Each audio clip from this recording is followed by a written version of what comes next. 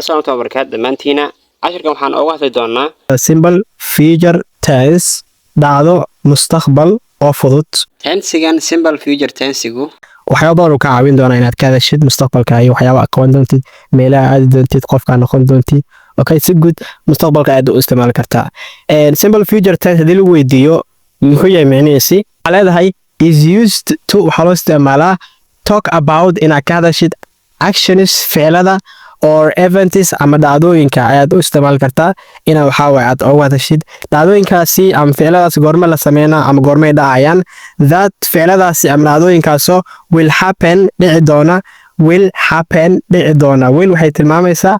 hadda maxaan dhacdada ama ficil hadda lama sameynayo hore looma sameynin waa wax hortaada jiro ama dhici doona way will happen taasoo dhici doonto later hadhow okay wixii hadda ka dambeeyo oo hadhow wixii dhici doono ayaa waxa waaye loogu hadlaa ama loo isticmaalaa dhacdooyinkaas ma ahan not now hadda ma ahan dhacdooyinka okay not in the past ma ahan wax hore loo soo dhaafay ma ahan dhacdadaasi ama ficilkaas la qabanayo bad laakiin dhacdadaas ama ficilkaas aad u isticmaalaysid ama aad uga hadlaysid waxa waaye in the future mustaqbalka way future okay mustaqbalka way okay hadii aad doonaysid inaad ka hadashid mustaqbalkaagii waxa aad qabanaysid meelaha aad doontid xiisaa leh inaad ka sheekaysid darabtid waxa waaye waa inaad fahantaa 10-12 okay si fiican u fahan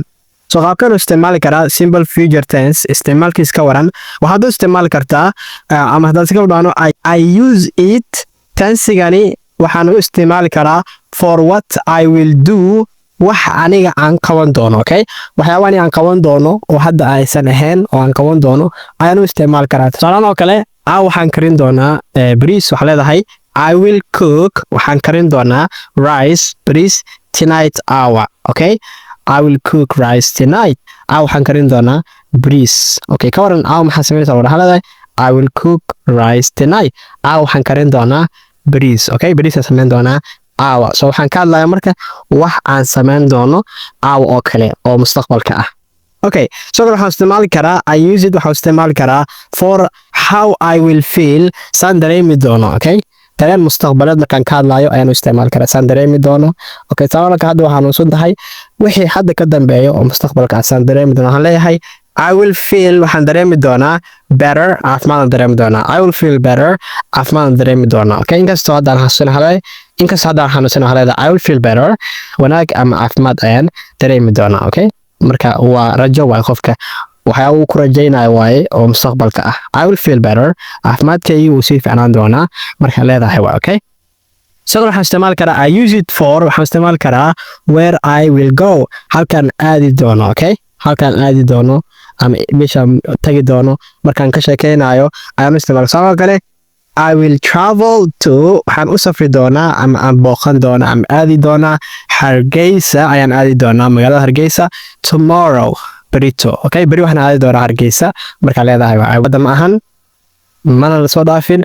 wax horteena jiro okay beri waxaan aadi doonaa Hargeysa I will travel to Hargeysa tomorrow beri waxaan aadi doonaa Hargeysa okay waxaan isticmaali karaa I use it for waxaan isticmaali karaa to make san u sameeyo prediction qiyaas okay waxbaan qiyaasayaa okay hadda ma ahan kaliya fikir aan ka dhiibinayo waxa dhici doono marka aan qiyaasayo waxaan aan ka warhayo aan qiyaasayo aan isticmaal karaa prediction oo leeyahay wax qiyaasaysto sababta kale it will rain roob dhici doona tonight it will rain tonight roob dhici doona okay hadda dibadda aaday waxa aragtay in hawada hogar roob ay u muuqato it will rain tonight roob ayaa dhici doona okay marka wax qiyaasaysid ayaad u isticmaali kartaa okay sidoo kale waxaan isticmaali karaa I use it for waxaan isticmaali karaa to make u sameeyo promises okay balamo okay markaan qof wax siinayo ama wax aan qofka u balan qaadayo waa u adeegsan karaa sababtoo kale don't worry hawalwalin okay I will call you later hadhow aan kusoo wici doonaa I will call you later hadhow aan kusoo wici doonaa okay waxba ka walwalin hadhow aan kusoo wacay minutes balan waa okay aan kusoo wac amal ka dhigan tahay marka aad wax la balamaysid oo hadda balantii aadan oofineen oo hadhow amal ka dhigaysid waa u isticmaali kartaa okay sababtoo kale lacagta hadhow aan ku siin doonaa I will give you the money later lacagta hadhow aan ku siin doonaa okay saas leedahay marka aad wax qof aad u balan qaadaysid ama aad siin doontid ayaad u isticmaali kartaa okay sidoo kale waxaan isticmaali karaa I use it for waxaan adeegsan karaa to make saan u sameeyo quick decisions go'aamo dhaqso ah okay go'aan degdeg ah markaan sameynayo okay arrin degdeg ah markay igu dhacdo aan ka go'aan gaarayo waan u isticmaali karaa sanoo kale I'm thirsty on ay ahayo I'm thirsty on ay ahayo waxaan u baahnaa marka inaan biyo ah okay so waxaan iska markii aan go'aansanayo inaan biyo waxaan leeyahay I will drink waxaan cabi doonaa some water hogaa biya okay so biyaan rabaa biyaan cabi doonaa hogaa biyaan cabaya means on ay ahayo so go'aan degdeg ah markaa gaarisid waa u isticmaali kartaa sababtoo kale waa daahay waa baxaya oo kale waa daahay waan baxaya means bixitaankaas waa go'aan degdeg ah waaye waa u isticmaali kartaa okay I will leave ala waa baxaya okay ugu dambeyn waxaan isticmaali karaa I use it for waxaan isticmaali karaa for near future mustaqbal dhow okay future dhow oo aad ugu dhow yahay ayaan u isticmaali karaa waa isticmaalta marka going to isticmaalaysaa okay going to isticmaalaysaa waa rabitaan dhow waa okay sababtoo kale I'm going to waxaan rabaa close inaan soo xiro the door albaabka okay albaabka rabaa inaan soo xiro waa socotaa means waa u socotaa meesha u socotaa mana gaarin laakiin waa mustaqbal aad u dhow marka I'm going to close the door albaabkan soo xiraya okay I'm going to close the door albaabkan soo xiraya wana going to loo isticmaala okay marka aad mustaqbal dhow ama wax hadda dhow aad sameynaysid aad isticmaal kartaa okay alright so tensigan haddii aad si faham fahamtid isticmaalkiisa waxyaabo badan aad isticmaal kartaa okay so si guud inaad fahantaa rajana alright so waan fahmay isticmaalkiisii wuu anfacayaa mustaqbalkii aan u isticmaal karaa aad u anfacaya waxyaabo aan sameyn doono ayaan u adeegsan karaa so qaabkeen jumlad u sameyn karaa okay su'aasha waxaa marka how to make sentences qaabkeen jumlado u sameyn karaa oh my god so jumladuhu saan soo sheegnay way kala duwan yihiin jumlad waxa waa iska caadi ah jumlad diidmo ah jumlad su'aal ah jumlad oo diidmo oo su'aal wadato okay so intaas jumlad haday jiraan marka la joogo halkan oo waxyaabo mustaqbal aan rabo inaan ka hadlo qaabkan jumlado badan aan u samaysan karaa okay oh my god waa su'aal muhiim soo way how to make sentences qaabkan jumlado u sameyn karaa haddaad marka inaad jumlad samaysid jumlad oo mustaqbal ah aradaarad inaad samaysid qaadada raacaysa oo qaadada maxaa marka subject ayaad soo qaadanaysaa ficil sameeye oo magac u yeeladaad soo qaadanaysaa ama qof magaciisa kadib waxaa ku daraysaa will or shall aad isticmaalaysaa okay will iyo shall yaa inta badan la isticmaalaa will la isticmaalaa okay english hadda la joogo badan waxaa la isticmaalaa will daamis waxay ka dhigan tahay will dhammaan magac u yeeladan waa siin kartaa okay I will you will we will she will he will it will dhammaan waa siin kartaa okay laakiin shall inta badan lama isticmaalo okay badana waxaa isticmaala ama laga isticmaalaa englishka britishka badan la isticmaalaa shall okay badana shall waxaa la siiyaa magac u yeelada sida I aniga iyo we kaliya qaata okay he shall ma siin kartid he shall ma siin kartid it shall ma siin kartid you shall ma siin kartid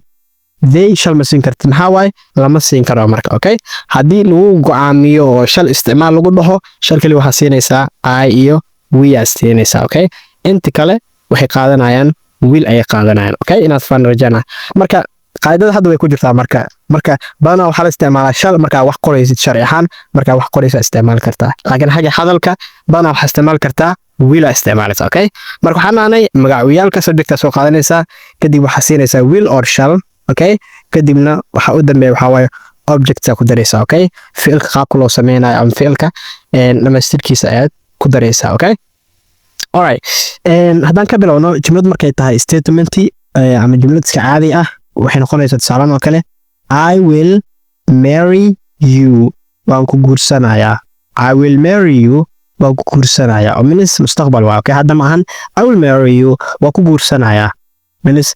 waa ku guursan doonaa amal ka dhigan tahay mustaqbalka okay I will marry you waa ku guursanayaa okay hadda maahan hore mu guursanin laakiin waa rajaynaysaa I will marry you waa ku guursanayaa I will marry you waa ku guursanaya waa jumlad iska caadi ah su'aal maahan diidno maahan kaliya waxa waaye waa jumlad iska positive ah waa iska wanaagsan I will marry you waa ku guursanayaa okay waxa ka dhigtaa negative ka dhig lagu dhahay diidno okay negative ka dhig oo negative maxay noqonaysaa kuma guursan doono maxay noqonaysaa marka I will not marry you kuma guursan doono I will not marry you kuma guursan doono okay I will not marry you kuma guursan doono ay leedahay I will not marry you kuma guursan doono okay will not waxa la soo gaabiyaa want la soo gaabiyaa want okay maxay noqonaysaa marka I won't marry you kuma guursan doono haddaa maqashid I want iyo I will not waa isku mid macnaha marka I won't marry you kuma guursan doono okay waa mustaqbal waay kadig su'aal maxaa sameed marka soo ka dhigaysid will banaan keenaysa waxa la marka will I marry you macnaha ku guursan doono will I marry you macnaha ku guursan doono will I marry you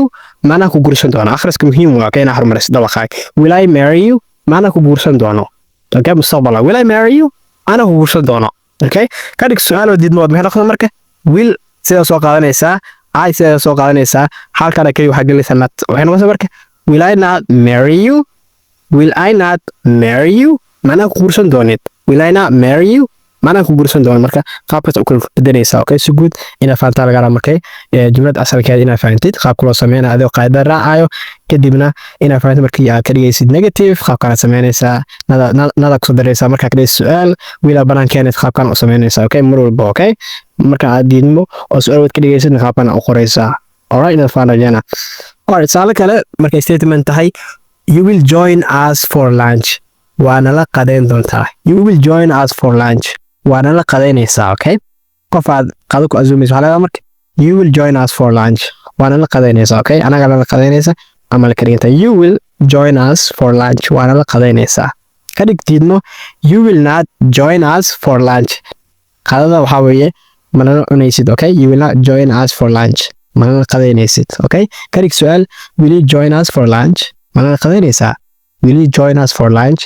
mana la qadeynaysaa okay mustaqbal waay will you join us for lunch mana la qadeynaysaa ka dhig su'aal oo diidmo maxay noqon marka will you not join us for lunch will you not join us for lunch will you not join us for lunch mana la qadeynaysid miya will you not join us for lunch mana la qadeynaysid miya will you not join us for lunch so dhawqa muhiim ay ku celceli jumlada okay si aad ula qabsatid alright sala kale she will cook ayada waxay karin doontaa rice tonight our breeze okay ayada waxay sameyn doontaa our breeze she will cook rice tonight waxay karin doontaa iyada breeze okay diidmo ka dhig she will not cook rice tonight ayada ma karin doonto breeze our ka dhig su'aal will she cook rice tonight ayada our breeze may karinaysaa will she cook rice tonight ayada our breeze may karinaysaa ka dhig su'aal oo dimooto will she not cook rice tonight ayada our breeze ma karin doonto miya will she not cook rice tonight will she not cook rice tonight ayada our breeze ma karinaysid miya okay marka qaabkaas u sameynaysaa jumlada si guud inaad si guud u fahantaa laga rabaa okay aad ku tijaabisid jumlado kale aad inaad samaysto okay jumlad marka hore waxaa ka bilaabaysaa statement okay adoo qaadada raacayo hal jumlada qoraysaa kadibna waa badbedelaysaa okay marka ku leelisid waxay ku fududaanayaan alright waxaan soo gaarnay qaybtii dabacsigeena maanta qaybtan waa exercise waaye ama leelis isku day leelisada inaad soo samayso okay buugga soo qoro kadib waxa ka soo jawaab group soo dhig adiga akhrina okay leeliskood waxa u dhahay right waxa soo qortaa 5 sentences shan jumlada ay soo qoraysaa about ku saabsan what you will do tomorrow bari waxyaabaha qorsheynaysid inaad samaysid ama aad rajaynaysid inaad qabatid ayaad soo qoraysaa using adigoo isticmaalaya the simple future tense aad isticmaalaysaa okay will isticmaalaysaa I will or I will adigoo leedahay waxaan qaban doonaa kadib waxyaabaha qabanaysid ayaad soo raacaysaa sidoo kale waxaa leedahay I will wake up waxaan soo kici doonaa early xilli hore tomorrow bari okay bari xilli hore soo toosi doonaa jumlada kale I will study English waxaan baran doonaa for 1 hour hal saacad tomorrow bari marka si wadaas ilaa 3 jumlad ilaa 5 jumlad ay soo qoraysaa okay adigu waxa waay waxyaabaha qaban doonid oo hadla okay and let's labaad waxa waay change 2 of your sentences laba kamid ah jumladihii aad soo qortay laba kamid ah shantii jumlad aad soo qortay ayaad inta u bedelaysaa negative mar waxa ka dhigaysaa diidmo mar waa su'aal ka dhigaysaa mar su'aal oo diidmo wato okay shantii jumlad aad soo qortay labada ugu jeceshaad ka baxsanaysaa kadibna ku baashalaysaa okay mar waxa ka dhigaysaa su'aal mar waxa ka dhigaysaa diidmo mar waxa ka dhigaysaa diidmo soo qaabka isku aaday aad u sameynaysaa okay sabab aan waxa soo qaatay jumlada koowaad waxaan dhahay I will wake up early tomorrow marka hore waxa ka dhigay diidmo I will not wake up early tomorrow bari xilli hore ma soo toosi doono okay saasaan ku soo waday mar waxa ka dhigayaa su'aal kadib waxa u dambaysiinay waxa su'aal oo diidmo wato okay adna soo sameey soo baashaal soo tijaabi fahankaagi casharkaas weeyahay inta casharkiisa kuma baahan tahay marka